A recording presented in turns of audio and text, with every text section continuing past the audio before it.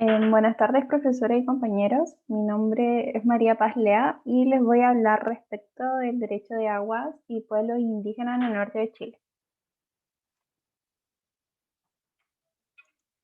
Y a modo introductorio me gustaría señalar cuáles van a ser los temas que se abordarán en la presentación, que son los pueblos indígenas, el conocimiento de sus costumbres, el derecho de aguas y cómo está regulado en nuestra legislación, y la deuda indígena por parte del Estado chileno. Ya. Los pueblos indígenas en nuestro país. Bueno, nosotros sabemos que en nuestra constitución no existe un reconocimiento constitucional hacia los pueblos indígenas, lo cual hoy en día es muy criticable, ya que el Estado chileno contempla una deuda indígena histórica, la cual inició principalmente por el proceso de la chilenización, donde se excluía a todo aquello que se consideraba diferente, donde lamentablemente nosotros olvidamos la importancia que tiene el componente indígena en nuestro país. Sin embargo, a pesar de no estar reconocido en nuestra constitución, los pueblos indígenas están regulados a través de una legislación interna, que es la Ley 19.253, la cual establece normas de fomento, protección y desarrollo de los pueblos indígenas, y también crea la CONADI, que es la Corporación Nacional de Desarrollo Indígena. ¿Qué se puede mencionar respecto de esta ley indígena? Es que solamente este cuerpo normativo ha tenido 3 modificaciones desde su publicación, lo cual es muy preocupante, ya que la demanda de los pueblos indígenas es bastante alta. Eh, por lo tanto, se debiera regular un poco más las necesidades de los pueblos indígenas. Otra cosa que se puede mencionar respecto de este cuerpo normativo es que reconoce a los pueblos indígenas como etnia. Eh, no le otorga el, el carácter de pueblo, lo cual es un punto bastante sensible para los pueblos indígenas, ya que este carácter de pueblo está estrechamente relacionado con el principio de la autodeterminación. De igual forma, los pueblos indígenas están regulados a través de la legislación internacional, como lo es por ejemplo el Convenio 169 de la OIT, el cual fue ratificado por nuestro país recién en el año 2008. Un concepto de derecho constitucionario indígena podría ser el que está en pantalla, que son aquellas normas y reglas de comportamiento y de convivencia social que existen al interior de cada comunidad o de cada pueblo indígena y que contribuyen a la integración de cada sociedad, al mantenimiento de su orden interno y a la solución de conflictos que puedan surgir, incluyendo por lo tanto un sistema de sanciones para quienes violan estas normas. Frente a este concepto o definición, eh, podemos decir que se reconoce la costumbre indígena y su aplicación en materia de justicia, lo cual está contemplado en el artículo 54 de la ley indígena y en el artículo 8 del convenio 169 de la OIT.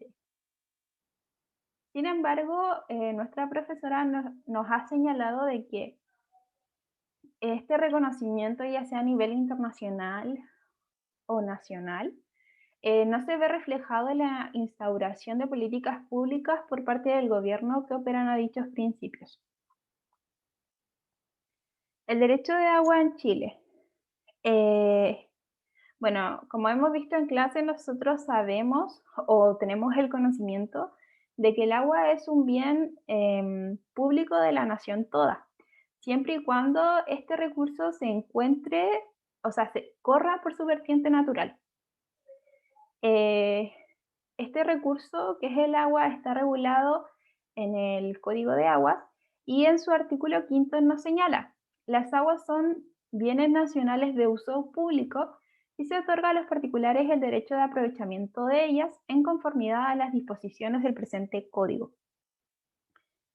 Y este aprovechamiento de aguas está reconocido en nuestra Constitución en el artículo 19, numeral 24, inciso final, que nos señala: los derechos de los particulares sobre las aguas, reconocidos o constituidos en conformidad a la ley, otorgarán a sus titulares la propiedad sobre ellos.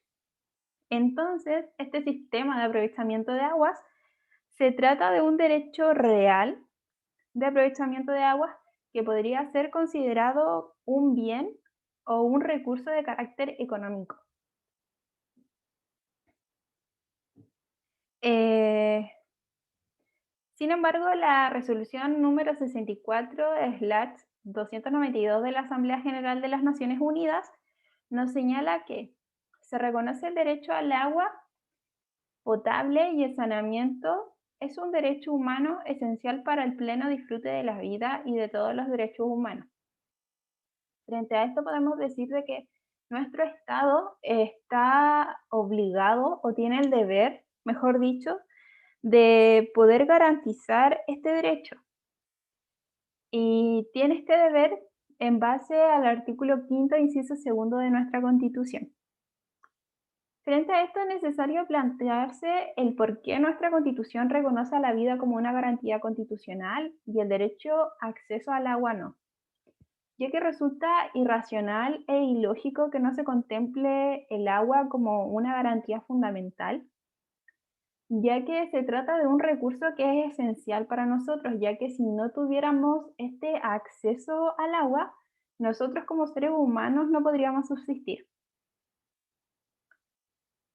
El derecho de agua de los pueblos indígenas.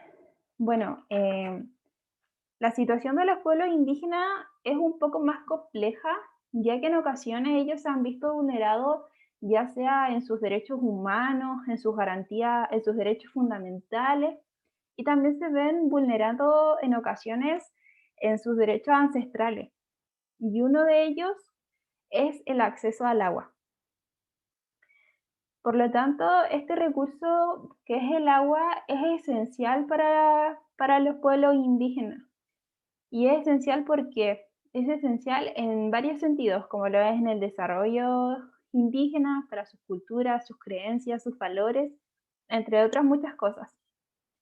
Sin embargo, el Estado chileno explota este recurso natural e ignora las consecuencias que pueda conllevar la explotación del agua, ya que hay que tener en cuenta de que todo recurso natural es limitado, no es ilimitado, en algún momento se va a acabar el agua. Y es por ello que considero que es importante lo que está citado en la pantalla, que es en el tema de los recursos hídricos, suelen negar o ignorar la existencia o la importancia de los marcos normativos consuetudinarios referentes a los derechos y usos consuetudinarios indígenas y a la gestión de los recursos hídricos. ¿Por qué es importante considerar lo que está citado? Es importante porque si nuestros pueblos indígenas participaran en, si participaran en la protección de los recursos naturales, probablemente el estado de los recursos naturales sería sería totalmente diferente a lo que es hoy en día, ya que ellos contemplan y mantienen una conexión espiritual con los recursos naturales y tienen acciones y tienen conocimiento sobre acciones de autocuidado. ¿Y esto por qué? Porque ellos ancestralmente han convivido con estos recursos naturales y nunca han querido que se descuide, por así decirlo. Entonces, el estado de nuestros recursos naturales sería totalmente diferente a lo que al estado que hoy en día se encuentran. Bueno, los pueblos indígenas del norte de Chile que reconocen a la ley indígena son los atacameños, aymaras, diaguitas, changos y quechua. El artículo 64 de la ley indígena nos señala: se considera un derecho de propiedad y uso de las aguas que se encuentren en los territorios de las comunidades aymaras y atacameñas, sin perjuicio de los derechos que terceros hayan inscrito de conformidad al Código General de Agua. De igual forma señala que no se otorgarán nuevos derechos de aguas que surten a las aguas de propiedad de varias comunidades indígenas. Ay. Bueno, la situación del derecho de agua en los pueblos indígenas del norte de Chile. Bueno, se encuentran en una situación compleja, ya que la Dirección General de Agua, el día 30 de diciembre del año 2009, dictó una resolución administrativa número 245, donde declaró una restricción para nuevas extracciones de aguas subterráneas de la Pampa del Tamarugal, lo cual conllevó al cierre de esta cuenca de la Pampa del Tamarugal, la cual se cerró porque su nivel de agua ya estaba escaso, por así decirlo. Y desde el año 2010 no se han podido solicitar nuevas solicitudes de aprovechamiento de agua subterránea y la cuenca de la Pampa del Tamarugal corresponde a la principal reserva de agua para nuestra región de Tarapacá. Bueno, esta resolución administrativa vulneró varios derechos, o sea, varios artículos, perdón, contemplados tanto en la ley indígena como en el convenio 169 de la OIT.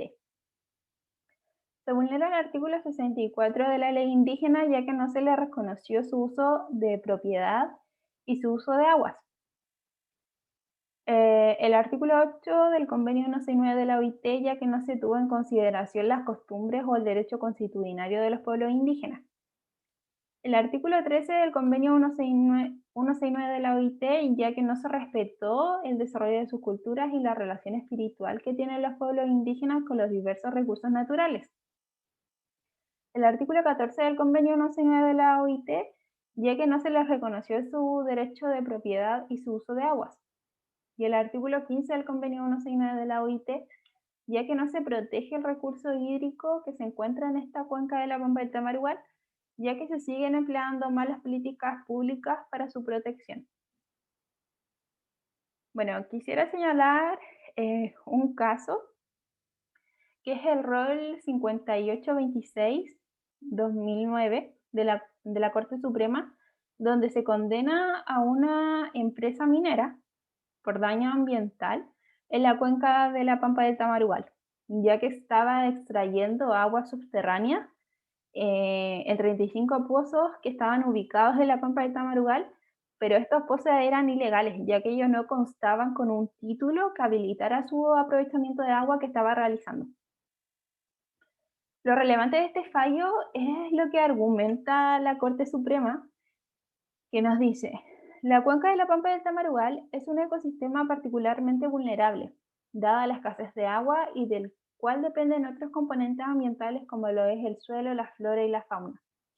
Tratándose entonces de un ecosistema de especial fragilidad.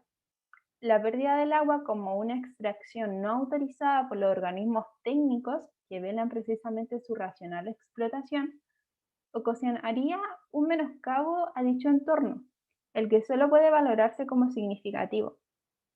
Entonces, en base a esto, podemos decir de que se tiene conocimiento de que esta cuenca de la Pampa del Tamarugal está frágil, y está frágil por la escasez del agua, donde se demuestra una vez más que el Estado chileno no ha empleado buenas políticas públicas para la protección de este recurso.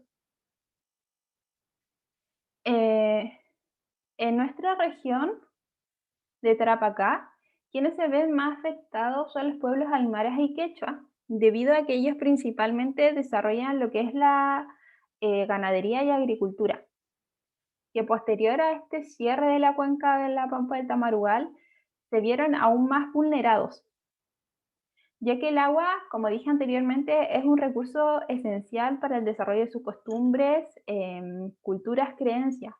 De igual forma, es como un sustento económico el realizar estas actividades que es la agricultura y ganadería, que si no tienen el agua, no tendrían, em, ¿cómo decirlo? No tenían este sustento económico que les brinda realizar estas actividades.